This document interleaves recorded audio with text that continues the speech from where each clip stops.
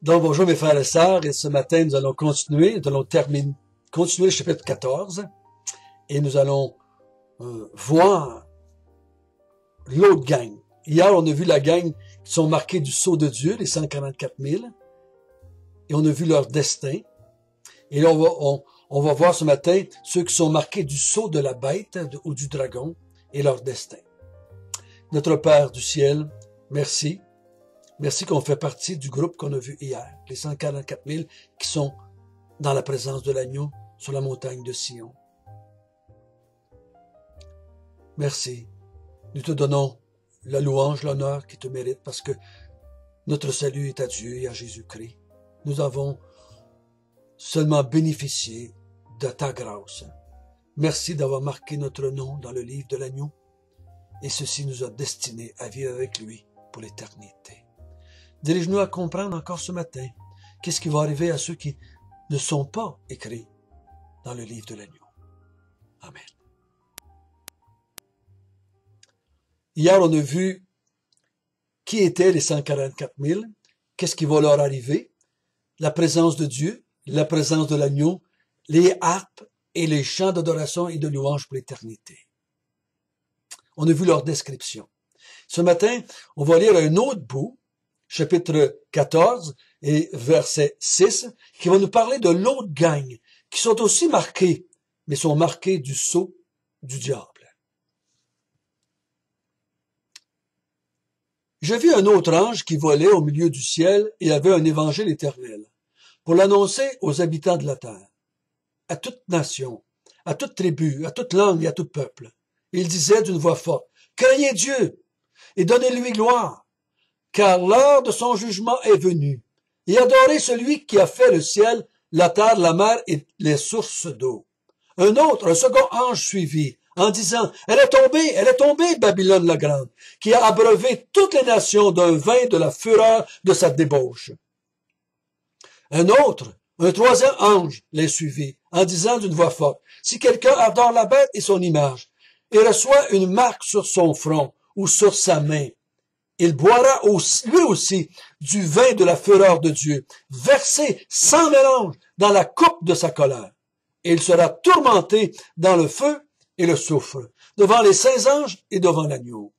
Et la fumée de leur tourment monte au siècle des siècles.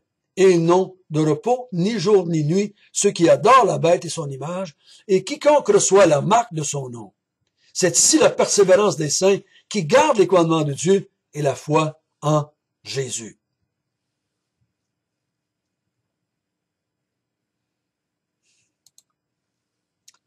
Donc, trois anges qui annoncent un évangile éternel.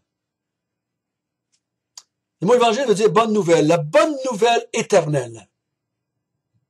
Une bonne nouvelle éternelle. La bonne nouvelle ici, ce n'est pas qui annonce l'évangile de salut aux habitants de la terre pour qu'ils soient sauvés. Non.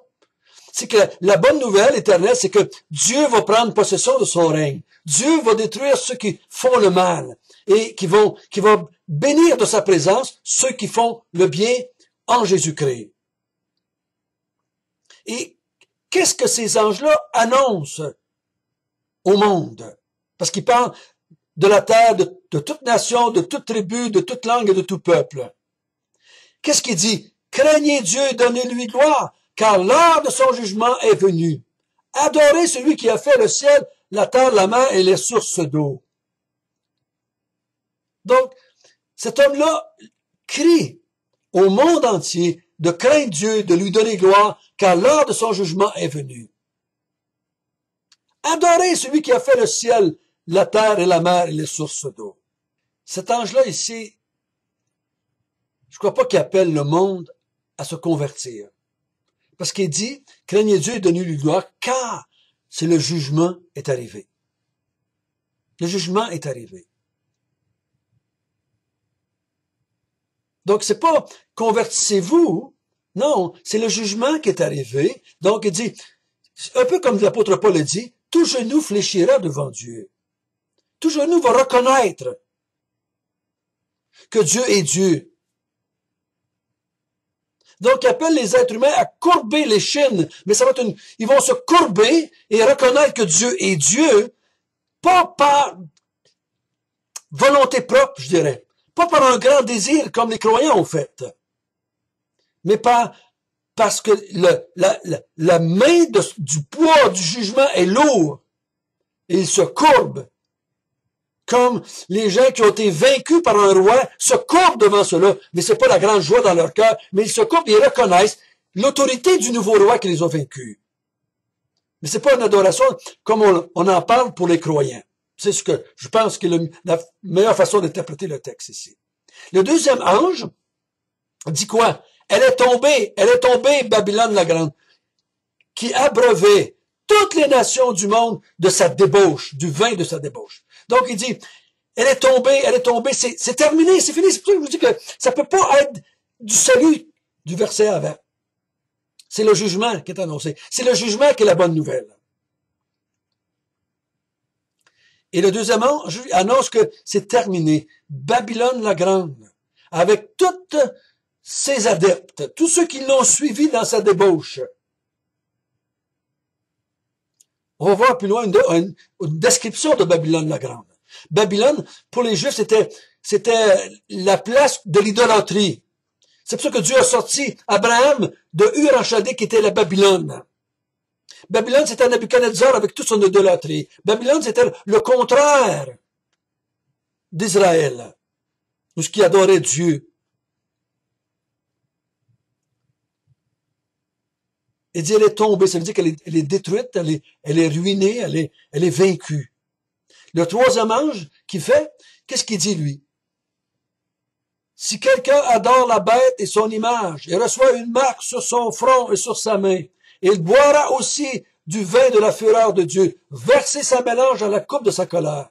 Il sera tourmenté dans le feu et le souffle devant les saints anges et devant Dieu. Et leur tourment va monter au siècle des siècles. Donc le troisième dit, tous ceux sur la terre qui se sont affiliés avec la deuxième bête et qui ont pris la marque de la première bête, du dragon, qu'est-ce qui va leur arriver? Ils vont subir la colère de Dieu. Dieu va verser sa colère sur le monde et ces gens-là vont être tourmentés dans le feu et dans le souffle devant les saints anges et devant l'agneau, et leur fumée de leur tourment va monter au siècle des siècles. Il n'y aura jamais de repos pour eux, ceux qui adorent la bête et son image, et qui en ont reçu la marque. Il dit, vous ne pouvez pas vous en sortir. Ceux qui prennent la marque, qui adorent la bête, vous allez subir la colère de Dieu à son extrême. Et vous allez être jetés ici dans ce qu'on appelle l'enfer, tourmentés dans le feu et le soufre, sans jamais de repos, sans jamais de répit, parce que vous avez adoré la bête, et c'est le dragon qui était derrière cela. Vous avez blasphémé Dieu et Jésus. Vous avez fait souffrir les croyants de tous les temps. Et à cause de cela, vous allez subir la colère de Dieu. Il y a une espèce d'air d'aller présentement dans les églises évangéliques à travers le monde, d'enlever l'enfer. L'enfer, c'est trop dur. Dieu peut pas faire ça. Dieu peut pas faire souffrir des gens jour et nuit. Dieu peut pas tourmenter dans le feu et le souffle des gens jour et nuit. Dieu, il peut pas faire ça. Il est trop bon, trop juste. Il y en a qui disent que finalement, sa bonté va prendre le dessus sur la justice. Parce que c'est juste qu'elle en enfer, c'est juste qu'il souffre. Mais sa bonté va les anéantir au lieu de les laisser souffrir. Il va les détruire. Les témoins de Jéhovah ont cette croyance-là, qu'il n'y a pas d'enfer, c'est juste la destruction du corps et de l'âme. Et maintenant, parmi le monde évangélique, on dit la même vérité. On séduit l'Église en disant cela. C'est une tromperie, c'est un mensonge. Ce n'est pas vrai.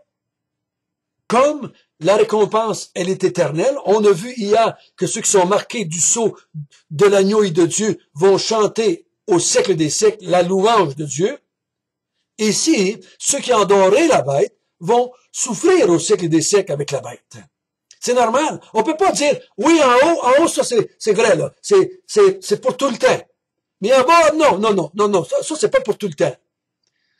C'est une mauvaise interprétation, c'est une mauvaise règle d'herméneutique. Tu peux pas changer ton interprétation même dans le même texte. C'est pas valable. C'est ici la persévérance des saints qui gardent les commandements de Dieu et de la foi en Jésus-Christ. C'est pour cela que les chrétiens ou les saints persévèrent. C'est pour ça. C'est à cause de ce qu'on a vu dans le chapitre jusqu'à date que les chrétiens persévèrent. À cause que ceux qui sont marqués du sceau de Dieu vont être dans le ciel avec Dieu. Ils vont adorer et servir Dieu dans son temple. C'est à cause que ceux qui les ont fait souffrir, qui ont blasphémé le nom de Dieu et de Jésus-Christ, qui vont aller en enfer, ils vont souffrir éternellement. C'est à cause de cela que les chrétiens persévèrent jusqu'à la fin. C'est ça qui leur donne de persévérer. Oui, je souffre et maintenant ici. Mais ceux qui ne souffrent pas maintenant ici vont souffrir pour l'éternité. Que choisis-tu? Que prends-tu? Que veux-tu? Parce que vous savez, tout le monde va souffrir. Tout le monde va souffrir à cause de Jésus. Tout le monde. Les croyants, les élus souffrent maintenant à cause de Jésus. Les blasphémateurs, les menteurs, ceux qui ont souillé leurs vêtements avec d'autres femmes, ceux qui ne sont pas vierges, les autres vont souffrir à cause de Jésus, mais dans l'éternité. Tout le monde va souffrir à cause de Jésus. C'est maintenant ou plus tard. C'est maintenant ou plus tard. Nous, on souffre maintenant. C'est ça que l'apôtre Pierre dit dans son épître. Nous, on souffre maintenant. Il dit, si on fait cela au bois vert, si vous souffrez au nom du Christ, au nom de Jésus-Christ, réjouissez-vous. Réjouissez-vous si vous souffrez maintenant. Car les autres vont souffrir plus tard, ça va être éternel, ça va être beaucoup plus fort comme souffrance. Acceptez de souffrir maintenant, de mourir s'il le faut. Parce qu'un jour, ce que Dieu avait promis va s'accomplir. Un jour, ce qui a été déclaré par Dieu, que tous les menteurs, tous les blasphémateurs, tous les idolâtres vont être jetés dans le feu éternel lorsque du soufre et du feu et de la souffrance pour toujours. Et les autres, dans la présence de Dieu, en chantant les cantiques de l'agneau et le cantique de Dieu. Persévérance. Avez-vous remarqué, depuis le début, je vous en parle, le but de l'Apocalypse, c'est d'amener la persévérance des saints. Je vous en dis, prenez le mot persévérer, persévérance, et c'est synonyme dans l'Apocalypse, et faites une étude de ce mot-là à grandeur du livre. Et vous allez voir, c'est le thème du livre. Persévère jusqu'à la fin et tu seras sauvé. Persévère jusqu'à la fin et tu seras sauvé. Persévère jusqu'à la mort et tu seras sauvé. Ou, repens-toi, repens-toi, repens-toi pendant qu'il est encore temps. Repens-toi, parce qu'il y a un temps où ça serait plus le temps. Il y a un temps où ça va être trop tard. Il y a un temps où le jugement de Dieu va t'annoncer. Trop tard, le jugement est arrivé. La colère de Dieu va te verser dans les 7 coupes de sa colère. C'est maintenant que tu te repens. Détourne-toi du dragon, détourne-toi du diable, détourne-toi du mensonge, et tourne-toi vers le Dieu vivant pour le servir éternellement. Crois au Seigneur Jésus-Christ, qui peut laver ta robe et te rendre prêt et pur pour entrer dans la présence de Dieu dans le sein des saints, pour le servir et l'adorer. Quelle merveilleuse vérité! La Bible forme un bloc dans cette vérité-là. Tu la retrouves de la Genèse à la fin de l'Apocalypse. Toujours la même vérité. Notre Père du ciel, merci que nous faisons partie du groupe marqué du sceau de Dieu. Notre destinée est formidable dans ta présence, à ton service. L'autre groupe, épouvantable. Épouvantable souffrance pour l'éternité. Tourmenté à jamais avec les anges, avec les bêtes, avec les démons, tourmenté pour toujours. Seigneur, c'est notre persévérance que ces choses-là vont arriver telles que tu l'as déclaré. Ô notre Dieu, pousse à la repentance dans ta grâce ceux qui sont dans l'Église et qui ne sont pas sauvés. Au nom de Jésus. Amen.